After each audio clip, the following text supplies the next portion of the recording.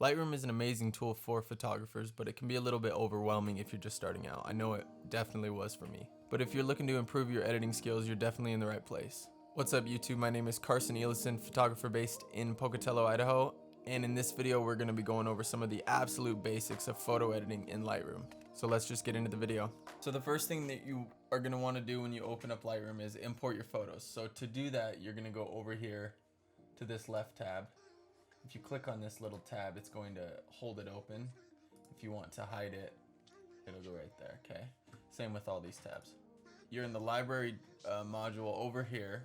And to be honest, I only have ever used library and develop. Library is where you kind of sort through and store your things, and develop is where you edit. So over here, you're gonna wanna click import.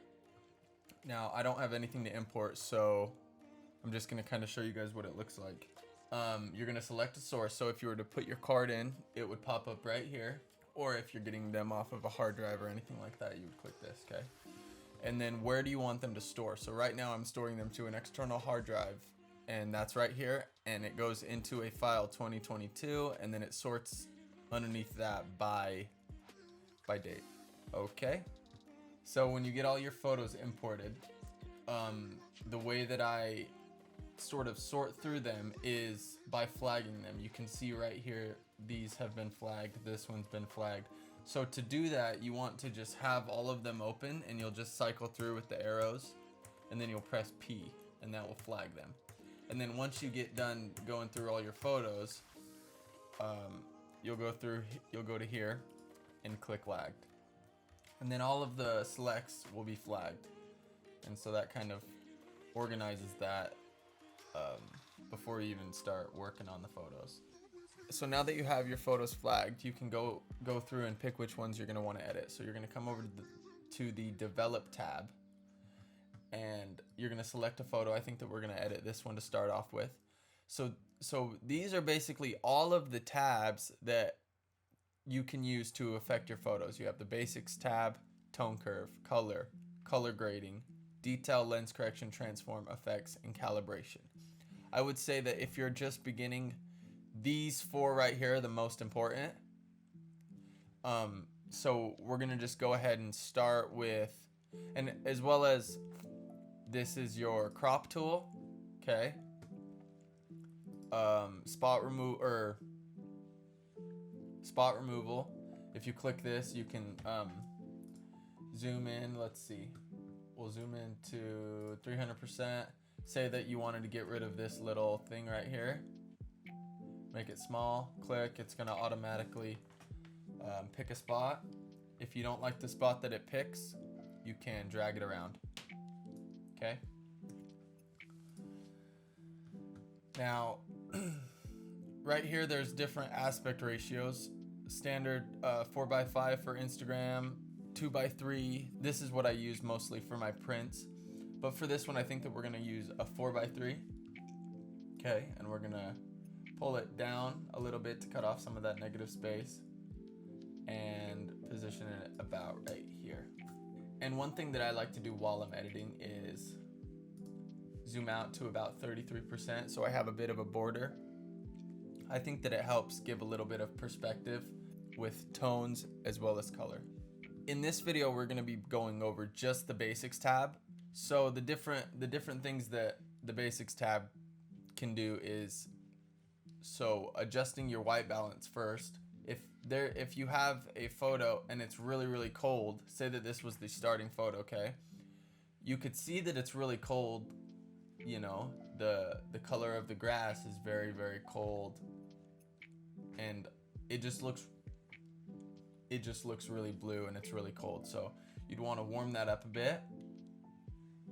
Okay, and just kind of eyeball it. You can also use this eyedropper tool to click on something that is pure white. If there is anything pure white in your photo, like product or studio stuff that is in a really controlled environment.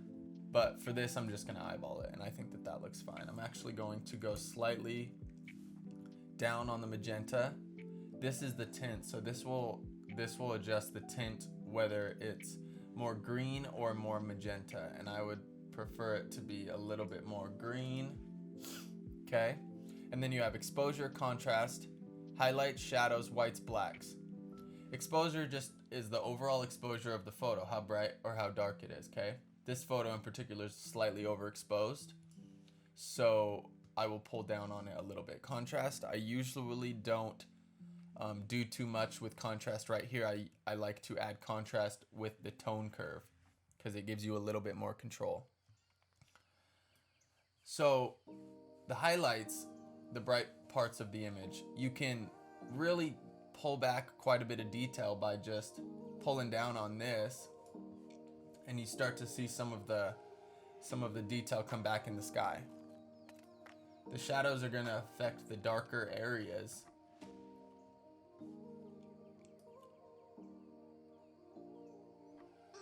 So I think that I like that kind of right there. The whites are going to, how bright are the bright parts, you know? Are they more gray? Are they more muted? Are they more gray? Or are they really bright and extreme? Same thing with the blacks. The blacks right there, you can see how it's affecting right here in the hair. And do you want that to be pure black, or do you want that to be a little bit more gray? When it comes to this, I usually like to tweak these after the tone curve. If there's anything hugely wrong with the photo, like it being overexposed right here, I will make those adjustments. But generally, if the photo's exposed properly, these small adjustments can be made after the tone curve. So the next thing that we have is texture, clarity, and dehaze. Texture is going to add a bit of texture where there is texture. Like, say for example, on the hair, if you boost the texture quite a bit, it's going to make that hair really pop, which looks cool. It looks cool. I think that if it's overdone, it'll look a little bit fake. But I like a little bit of texture. And then I actually like to decrease the clarity. The clarity is this look right here. I'm sure that you've seen it quite a bit. But I actually like to decrease the clarity by about 5 points just to soften it up just a little bit. Make it a little bit more dreamy. And dehaze I don't normally mess with. I suppose if it's, well, that's actually kind of dope. Screw it. I suppose this photo's somewhat hazy, so you can kind of see what it's doing with the clouds, where this is just completely blown out.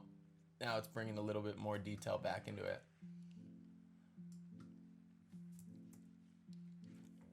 So when doing these adjustments, I usually like to just bounce up and down until I'm somewhere where I think that it's good to move on. So vibrance and saturation. Vibrance will boost all of the colors, but it will protect the skin tones. So if you're editing a portrait, using vibrance is a really good way to enhance the colors surrounding the skin tones without making the skin tones so saturated that it doesn't look natural. So we're gonna go about there. And I usually like to boost the saturation in this step just to sort of see what colors are coming through. And actually, I see some sort of weird fringing stuff right here, and I think that that's due to some of the dehaze, so I'm going to back that up just a little bit. So if you want to check the before and after, you can click this button right here, and it will show what you had before and what you have now. And it's a good thing while you're editing to continuously be checking what you're doing by clicking the slash key. So when you get to this point and you're ready to export it, what you're going to want to do is come down here, hold Control, click if you're on Mac, or just right click. Come down here to export. What you're going to want to do is pick a location. I usually put them on my desktop and then create a folder. So you want to make sure that it's a JPEG, 100 quality. I generally have this resized to fit, long edge. I do 3000 pixels and then resolution at 75 pixels per inch. And then if I'm going to print, I turn this off and turn this to 350. But this usually gives me great image quality, and I haven't had any problems with it. I don't do much else. So, and then you just click export and it will be on your desktop. So that wraps up this video. Just a quick demonstration of the basics tab, and be sure to check out the next few videos where we take a look at the tone curve, color grading, and all of the other things in Lightroom. Thank you all for watching. Like, comment, and subscribe, and I will see you in the next video.